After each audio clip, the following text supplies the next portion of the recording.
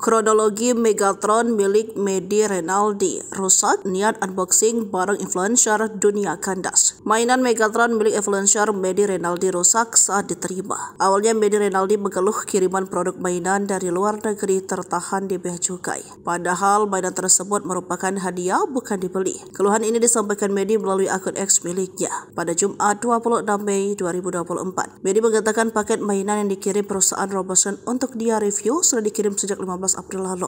Seharusnya paket ini sampai ada 25 April sehingga dia bisa memberikan review mainan yang belum dirilis ini dan mengunggah ke media sosial. Namun paket mainan Megatron miliknya tertahan di bea cukai. Medi menerima keterangan permintaan dokumen oleh pejabat bea cukai, lampiran bukti, bayar dan invoice pembelian $1.699.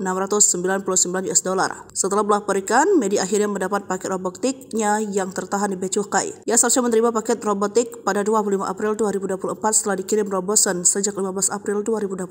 Medi tadinya berencana memberikan review serentak dengan influencer lain di seluruh dunia. Namun setelah sempat tertahan dan pada akhirnya paket diterima, Medi justru mendapat box dari mainan Megatron tersebut rusak. Tapi isinya bikin saya lumayan sedih, kok bisa sampai banyak dan sobek seperti ini. Tweet Medi di akun X-nya dikutip tribunmedia.com Kamis 9 Mei 2024. Tak hanya itu, ia juga mengaku ada barang hilang dari isi Megatron tersebut. Disampaikan Maggie dirinya merasa barang yang hilang tersebut merupakan barang yang penting. Dalam cuitannya yang lain, Maggie juga mengaku sudah menelpon pihak perusahaan jasa titipan untuk mendapat dokumentasi CCTV.